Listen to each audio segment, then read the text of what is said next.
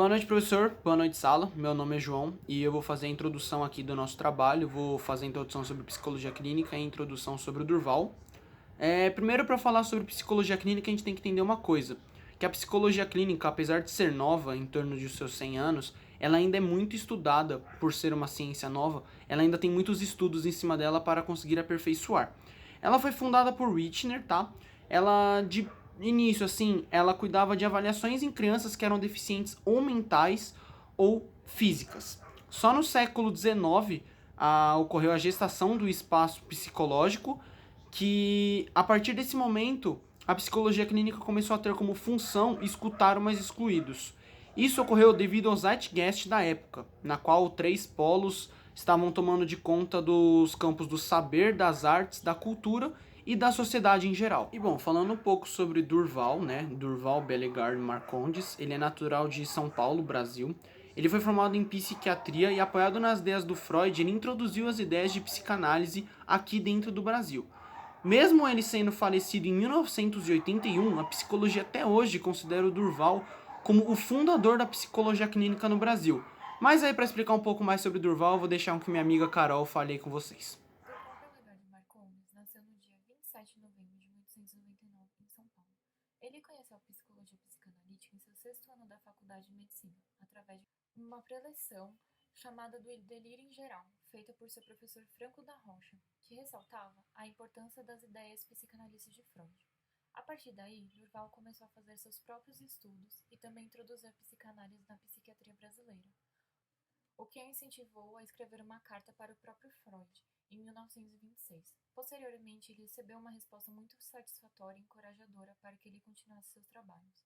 Em 29 de outubro do mesmo ano, Marcondes e Francisco Franco da Rocha, seu antigo professor, criaram a Sociedade Brasileira de Psicanálise de São Paulo, onde Durval foi uma vez secretário-geral e 3 vezes o presidente. Ele também foi um importante professor na Faculdade de Higiene e Saúde Pública da USP. Nessa mesma faculdade, ele criou as primeiras cátedras brasileiras de psicologia, organizou um grupo que trabalhava com atendimento clínico infantil e deu origem ao primeiro curso de especialização em psicologia clínica do Brasil. Em 1927 e em 1928, ele, respectivamente, publicou um livro de poemas chamado Sinfonia em Preto e Branco e 2 artigos, Simbolismo Estético na Literatura e Sonho e Exame. Todos possuem conteúdos que abordavam sobre psicanálise. Durval Marcondes, que ficou conhecido como fundador do movimento psicanalítico brasileiro, faleceu com 81 anos, em 27 de setembro de 1981, deixando para trás seus importantes feitos, citados aqui na psicologia. O Instituto de Psicanálise foi fundado em 1926, originalmente com o nome do Grupo Psicoanalítico de São Paulo. O grupo foi fundado por entusiastas da psicanálise, entre eles estavam Darcy de Mendonça Shoa, Flávio Rodrigues, Durval Marcondes, Virgínia Leone Bicudo, entre outros. O grupo tinha o intuito de organizar o estudo da psicanálise de acordo com o IPA, o International Psychoanalytic Association. Em 1951, ele recebe uma carta da IPA, reconhecendo como novo integrante da associação, mudando de nome para a Sociedade Brasileira de Psicanálise de São Paulo. Em 1958, é fundado o Instituto de Psicanálise da Sociedade Brasileira de Psicanálise. Hoje em dia, ela é conhecida como Instituto Durval Marcondes. O Instituto começa a coordenar as atividades didáticas a fim de formar psicanalistas, algumas das atividades que eram executadas na época: análise didática dos pretendentes à formação psicanalítica, organização de cursos teóricos, seminários clínicos, supervisões oficiais e a instalação de comissões formada para apreciar os relatórios de membros filiados visando sua qualificação segundo o regulamento do Instituto. Bom, para falarmos sobre a psicanálise, precisamos falar um pouco a respeito de seu criador, Sigmund Freud. Freud foi um médico neurologista. Ele se formou na Universidade de Viena em 1881.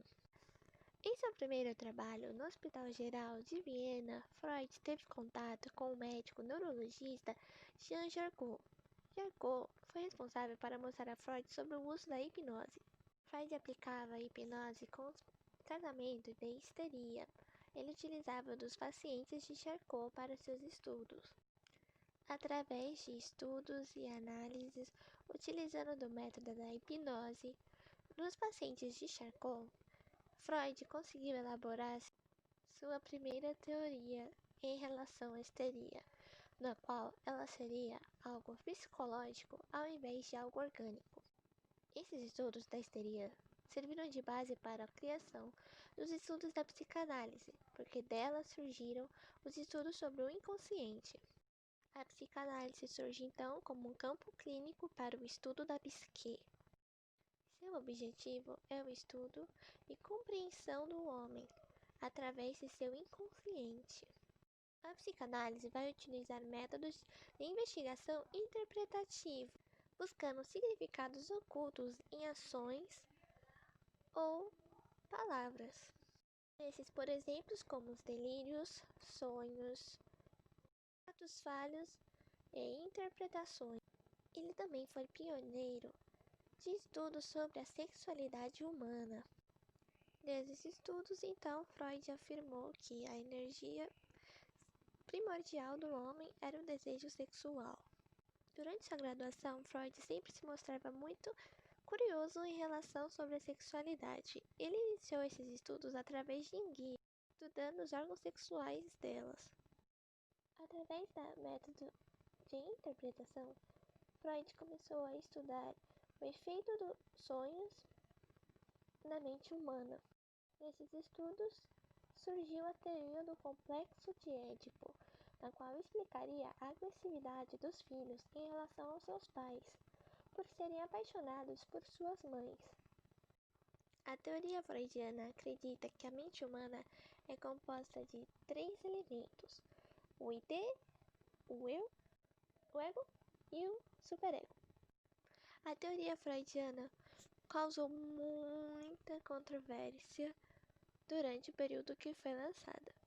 Seus estudos sobre os estágios psicossexuais, seus estudos sobre simbolismo e interpretativos e também sobre o inconsciente foram muito polêmicos e debatidos.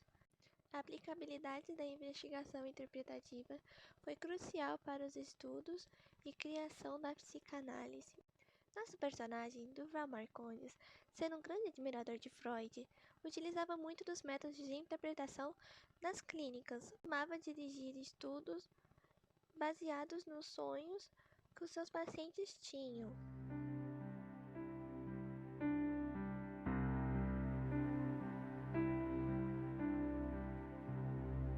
A psicanálise trata da dor, mas, ao mesmo tempo, ela não oferece uma cura para a dor.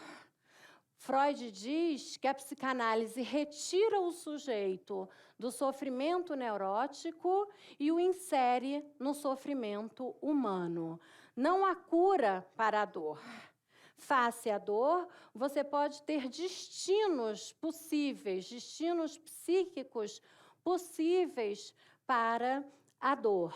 Alguns podem ser mais mortíferos, mais negativos, experiências mais duras, mais desvitalizantes, e outros modos, outros destinos, podem ser destinos mais criativos, mais vitais, para usar um termo nietzschiano também, uns destinos menos desvitalizados e mais vitais. A obra freudiana, ela indica, na verdade, vários lugares onde a gente pode, vários lugares teóricos que correspondem a lugares psíquicos, onde a gente pode encontrar essa copresença da dor e do prazer, que eu estou puxando esse fio aqui para falar para vocês. O prazer é uma noção central na obra freudiana. O princípio do prazer, ele rege o psiquismo humano. Então, o prazer é uma noção que perpassa o pensamento da psicanálise de uma forma muito central, muito importante, porque o psiquismo busca a satisfação.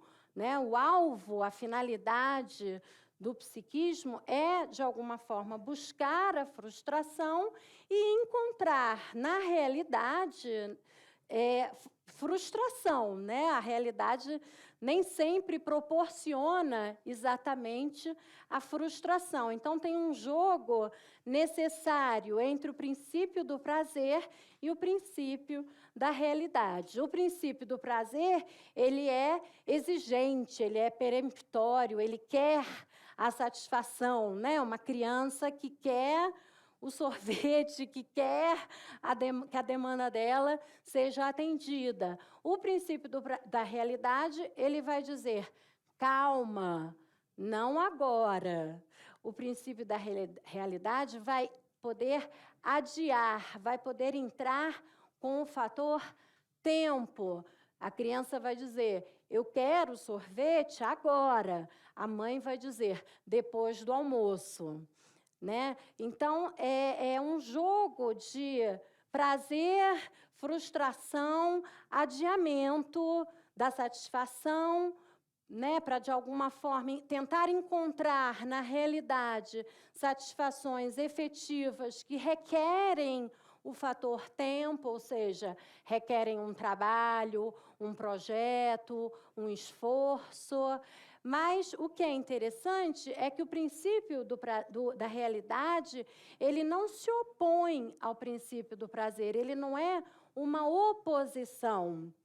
Na verdade, ele vai junto da mesma finalidade do princípio do prazer, que é o alcance da satisfação. Só que o princípio da realidade tem a possibilidade do adiamento. Ele tem a favor dele essa possibilidade, né? Eu quero alcançar a satisfação também, mas eu também posso tolerar a frustração da realidade não estar proporcionando aquilo que eu desejo, aquilo que eu quero. Eu vou só concluir esse nosso trabalho falando que principalmente o Durval ele foi muito importante no cenário nacional da psicologia.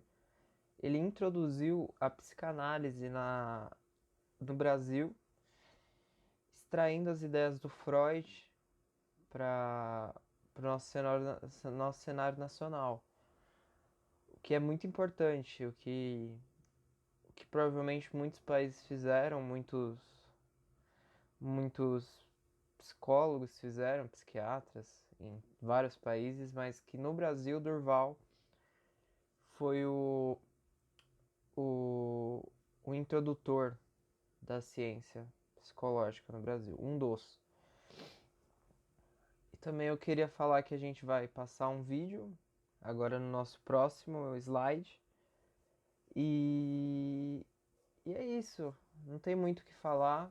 Durval foi esse ser humano maravilhoso que a gente acabou de observar.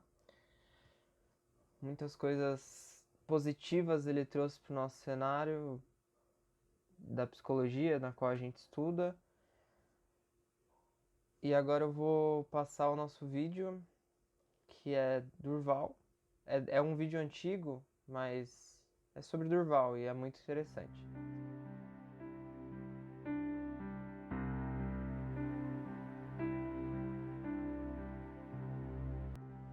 A prática da psicanálise no Brasil foi iniciada em 1925. A clássica consulta psiquiátrica que terminava invariavelmente numa receita ou num pedido de internação foi então substituída pela pesquisa dos motivos que levam as pessoas às dificuldades psíquicas. E Durval Marcondes foi o iniciador dessa prática. Com muita coragem moral, insistiu numa linha de trabalho cheia de obstáculos e incompreensões. Não era fácil defender ideias que, na época, se chocavam com preconceitos culturais. Guiado por grande intuição e sensibilidade pessoais, ele prosseguiu no seu trabalho clínico e viu confirmadas as primeiras descobertas da psicanálise. Foi então, quando eu terminava o meu curso médico, quando comecei a minha atividade clínica, que resolvi introduzir a técnica psicanalítica na minha prática profissional. Eu fui, para isso, muito estimulado pelo meu mestre e amigo Franco da Rocha, que, nessa ocasião, estava divulgando as ideias de Freud entre nós. Freud nos ensinou, através do seu gênio, os meios de caçar e de domar no fundo do homem a fera que trabalha na sua própria destruição. A história da espécie humana é a história da violência. Mesmo na época presente, em que a esperança de um fraternal entendimento tem seu apoio nos imensos recursos materiais que a ciência oferece, a arte do ódio se apura cada vez mais e se desdobra em requintes da mais variada perversão.